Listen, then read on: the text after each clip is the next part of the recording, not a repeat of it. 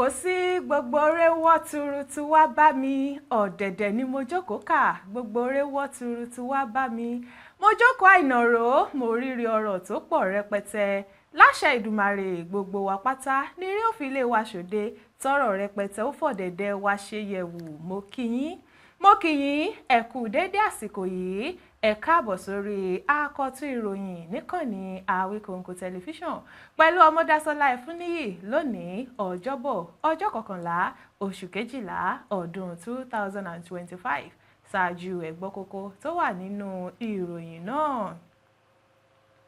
Ohun ìyanu rere ń bọ̀ nínú ìjọba Tinubu gbogbo ọ̀tá rẹ̀ pátá lójú ó tì aya rẹ̀ sẹ́nítọ̀ Olúrẹ̀mí Tinubu ló sọ bẹ́ẹ̀. Gómìnà ìpínlẹ̀ Ọ̀ṣun gómìnà Adémọ́lá Adélékè kéde pé òun ti darapọ̀ mọ́ ẹgbẹ́ òṣèlú Accord. Àwọn ará ìpínlẹ̀ Ọ̀ṣun fẹ́ràn Adélékè yóò tún wọlé fún sáà kejì bí gómìnà ṣe borí ìbò abẹ́nú ẹgbẹ́ Accord lọ́ṣun ẹni tó sọ bẹ́ẹ̀ inú ẹ̀kúnrẹ́rẹ́ ìròyìn lẹ́ẹ̀tì mọ́.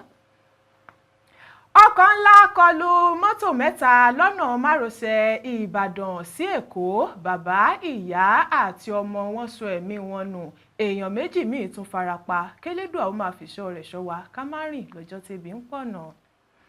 Àwọn agbébọn tún ṣèkọlù sílé ìjọsìn kan wọ́n pa ìyàwó pásítọ̀ wọ́n jó ọ̀pọ̀ ọkọ̀ níná wọ́n tún ṣe ọ̀pọ̀ ènìyàn léṣe. Ní báyìí ẹ gbọ́ ẹ̀kúnrẹ́rẹ́ ìròyìn náà. Ìlú Ilé-Ifẹ̀ sọkútù wọ̀wọ̀ ní ọjọ́ àìkú nígbà tí ọ̀pọ̀lọpọ̀ àwọn èèkàn ìlú wọ ìlú náà láti bá onírìṣà ṣe àjọ̀dún ọdún kẹwàá tó gorí ìtẹ́ àwọn baba ńlá rẹ̀. Lára àwọn èèkàn ìlú tó péjú síbi ayẹyẹ náà ni aya ààrẹ orílẹ̀-èdè Nàìjíríà Olúrẹ̀mí Tinubu àti ààrẹ àná Olóyè Olúṣẹ́gun Ọbásanjọ́. Nígbà tó ń sọ̀rọ̀ níbi ayẹyẹ náà aya rẹ̀ ṣàpèjúwe ọba Adéyẹyè Ògúnwùsì gẹ́gẹ́ bí ọlọ́gbọ́n àti olóye èèyàn nínú àwọn orí adé tó wà ní orílẹ̀-èdè Nàìjíríà. Ó ní mo dúpẹ́ púpọ̀ lọ́wọ́ ọba Adéyẹyè Ògúnwùsì fún oyè yèyé aṣíwájú tilẹ̀ Oòduà tí wọ́n fi dá mi lọ́lá. Aya rẹ̀ wá bẹ̀ gbogbo ọmọ Nàìjíríà pé kí wọ́n túbọ̀ mú sùúrù fún ààrẹ Bọ́lá Tinubu láti fọkànbalẹ̀ tún orílẹ̀-èdè Nàìjíríà ṣe. Ó fi kún pé àkókò náà ti dé báyìí tí àyípadà rere yóò dé bá orílẹ̀-èdè Nàìjíríà. Ó ní òpin yóò bá gbogbo wàhálà tó ń ṣẹlẹ̀ ní orílẹ̀-èdè yìí lọ́dún yìí ọdún 2026 yóò sì jẹ́ ọdún ayọ̀ fún gbogbo ọmọ orílẹ̀-èdè Nàìjíríà. Gbogbo àwọn tó ti sọ ìsọkúsọ sí ìṣèjọba ààrẹ Bọ́lá Tinubu ní ojú yóò tì pátápátá nígbà tí wọ́n bá rí ohun ìyanu tí yóò ṣẹlẹ̀ lórílẹ̀-èdè yìí láìpẹ́. Ní ọjọ́ kẹsàn-án oṣù kejìlá yìí ní gómìnà ìpínlẹ̀ Ọ̀ṣun Adémọ́lá Adélékè kéde pé òun ti darapọ̀ mọ́ ẹgbẹ́ òṣèlú Accord Party. Ìgbésẹ̀ yìí ní àwọn èèyàn ti ń retí rẹ̀ lẹ́yìn tó ti kọ́kọ́ kéde ṣáájú pé òun ti fi ẹgbẹ́ òṣèlú People's Democratic Party PDP sílẹ̀ táwọn èèyàn sì ń béèrè pé ẹgbẹ́ òṣèlú wo ló fẹ́ lọ. Adélékè nínú àtẹ̀jáde tó fi sójú òpó X rẹ̀ sọ pé láti ọjọ́ kẹfà oṣù kọkànlá ọdún yìí ni òun ti darapọ̀ mọ́ Accord Party. Èyí sì ti mú kí àwọn èèyàn máa béèrè pé ṣé Adélékè yóò rí àyè ìjókòó nínú ẹgbẹ́ tuntun tó lọ yìí bí ó sì jẹ́ pé ètò ìdìbò sípò gómìnà fún sáà míì ní ìpínlẹ̀ Ọ̀ṣun kò ní pẹ́ gbéra sọ. Alága ẹgbẹ́ òṣèlú Accord tẹ̀ka ìpínlẹ̀ Ọ̀ṣun Victor Akande ó bá àwọn oníròyìn sọ̀rọ̀ tó sì sọ wípé àwọn ní ìgbàgbọ́ nínú gómìnà Adémọ́lá Adélékè ni àwọn ṣe fààyè gbà láti darapọ̀ mọ́ ẹgbẹ́ àwọn. Ó fi kún pé látìgbà tí gómìnà Adélékè ti ń tu ọkọ̀ ìṣèjọba ìpínlẹ̀ Ọ̀ṣun ní ìyàtọ̀ ti bá ìpínlẹ̀ Ọ̀ṣun. Ẹni tó ń sìnlú ni Adélékè kì í ṣe ọ̀jẹ̀lú bíi àwọn ìjọba tó ti kọjá lọ. Ó ṣàlàyé pé ẹgbẹ́ àwọn kò tí ì ní olùdíje tí wọ́n fẹ́ fà kalẹ̀ fún ètò ìdìbò ìpínlẹ̀ náà tí yóò wáyé lọ́dún 2026 èyí tó mú gbígba gómìnà Adémọ́lá Adélékè wọlé rọrùn tí ẹgbẹ́ náà sì ti ní olùdíje sípò gómìnà báyìí báyìí.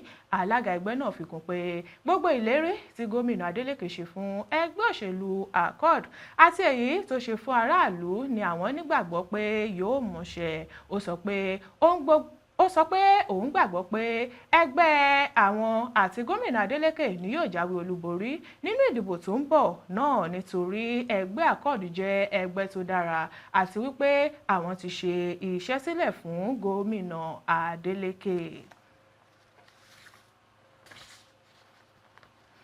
Olùdámọ̀ràn gómìnà Adeleke lórí ètò ìròyìn Ọládélé Bámijí ó ti sọ fún àwọn oníròyìn pé ọ̀rọ̀ gómìnà Adémọ́lá Adeleke ó dàbí irin tá a gbé láti òkè ọ̀yà wá sí ìpínlẹ̀ Ọ̀ṣun pé irin náà ni irin ó máa jẹ́ nítorí ẹni tí aráàlú fẹ́ràn ò ní gómìnà Adémọ́lá Adeleke. Ó ní bí Adeleke ṣe kúrò nínú ẹgbẹ́ òṣèlú People's Democratic Party bọ́ sínú Accord Party kò ní ohun kankan ṣe lórí jíjáwé olúborí níbi ètò ìdìbò tó ń bọ̀. Ó ní ìdánilójú wà fún gómìnà Adeleke pé ó ní yóò borí nínú ètò ìdìbò sí ipò gómìnà Ọ̀ṣun ní ọdún 2026. Bámijí sọ pé ìdí tí gómìnà Adeleke ṣe darapọ̀ mọ́ ẹgbẹ́ òṣèlú Accord kò sẹ́yìn aáwọ̀ tó ń wáyé nínú ẹgbẹ́ òṣèlú PDP láti òkè. Ó sọ pé kì í ṣe gómìnà Adeleke nìkan ló dá èrò náà pa bí kò ṣe àwọn èèkàn nínú ẹgbẹ́ òṣèlú àti àwọn aráàlú tó ń rí ohun tó ń ṣẹlẹ̀ lọ́wọ́ nínú ẹgbẹ́ òṣèlú PDP. Ó fi kún pé ọ̀pọ̀lọpọ̀ olùdìbò nípínlẹ̀ Ọ̀ṣun ló ti ṣetán láti ṣàtìlẹ́yìn fún gómìnà Adeleke láti rí i pé ó wọlé fún sáà ẹlẹ́ẹ̀kejì. Bẹ́ẹ̀ ni ìgbàgbọ́ tún wà fún gómìnà Adeleke wípé alága ẹgbẹ́ òṣèlú PDP ẹ̀ka ti ìpínlẹ̀ Ọ̀ṣun kò ní fi gómìnà Adeleke sílẹ̀. Alága náà yóò ṣe àtìlẹ́yìn fún gómìnà Adeleke nítorí pé wọ́n ti rí gudugudu méje àti yàyà mẹ́fà tí gómìnà Adeleke ti ṣe sínú ẹgbẹ́ òṣèlú PDP àti fún aráàlú. Ẹgbẹ́ òṣèlú Accord ẹ̀ka tìpínlẹ̀ Ọ̀ṣun ó ti ṣe ètò ìdìbò abẹ́nú láti yan ẹni tí yóò gbé àsíá ẹgbẹ́ náà láti díje dupò gómìnà lábẹ́ ẹgbẹ́ náà níbi ètò ìdìbò ọdún 2026. Gómìnà Adémọ́lá Adeleke nìkan sì ni olùdíje tí ẹgbẹ́ òṣèlú Accord ní láti kópa nínú ètò ìdìbò abẹ́nú náà. Àwọn aṣojú 5 ní ìjọba ìbílẹ̀ kọ̀ọ̀kan lò láti dìbò náà tí gómìnà Adémọ́lá Adeleke sì jáwé olúborí níbi ètò ìdìbò ọ̀hún. Bàbá, ìyá àti ọmọ wọn kékeré kan wọ́n ti pàdánù ẹ̀mí wọn báyìí nínú ìjàmbá ọkọ̀ kan tó wáyé ní òpópónà márosẹ̀ Èkó sí Ìbàdàn. Àjọ tó mójútó ojú pópó ní ìpínlẹ̀ Èkó, Lagos State Traffic Management Authority LASTMA, nínú àtẹ̀jáde kan sọ pé òwúrọ̀ ọjọ́rú ni ìjàmbá náà wáyé.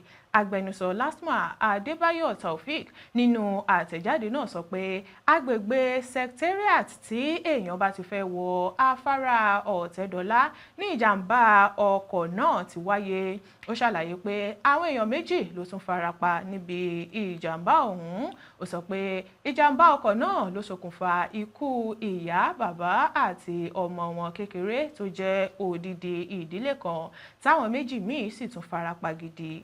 Ó ní àwọn ọkọ̀ 3 tí ìjàmbá náà kàn ní Audi kan, Toyota Corolla àti Toyota Camry kan lẹ́yìn tí ọkọ̀ ńlá kan tó kó ẹrù tó ń sáré tó kọlu àwọn ọkọ̀ náà látẹ̀yìn.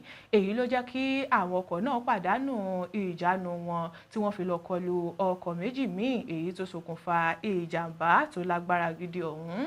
Taofik fi kún pé lójú ẹsẹ̀ tí ìjàmbá náà ṣẹlẹ̀ ni awakọ̀ tó wa ọkọ̀ ńlá náà ti sá lọ tó sì fi àwọn èèyàn náà sílẹ̀ sínú ìjàmbá ọ̀hún.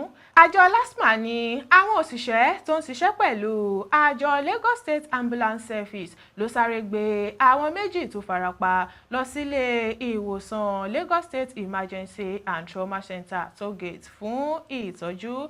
Bákan náà ni wọ́n ní àwọn ti gbé òkú àwọn tó pàdánù ẹ̀mí wọn fún àjọ tó ń rí sí àmójútó àyíká ìyẹn Lagos State Environmental Health Monitoring Unit.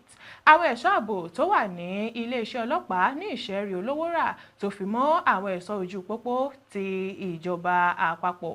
Àjọ tó ń mójútó ìṣẹ̀lẹ̀ pàjáwìrì ni wọ́n wà lára àwọn tó ṣe àtìlẹ́yìn láti rí i pé wọ́n ṣe àmójútó ìjàmbá náà. Ọ̀gá àgbà LASTMA Ọlálékan Bákàrè ó wá rọ àwọn ọlọ́kọ̀ láti dènà eré àsápajúdé pàápàá tí wọ́n bá kó ẹrù púpọ̀. Bákan náà ló kàn sára sáwọn ẹ̀ṣọ́ ààbò fún bí wọ́n ṣe ṣàmójútó ìṣẹ̀lẹ̀ náà. Iléeṣẹ́ ọlọ́pàá ìpínlẹ̀ Anambra ló ti bu ẹnu àtẹ́ lu bí àwọn agbébọn ṣe ṣèkọlù sí ilé ìjọsìn St. Andrew's Anglican Church lílù ní ìjọba ìbílẹ̀ Ìhíàlà níbi tí èèyàn kan ti pàdánù ẹ̀mí rẹ̀.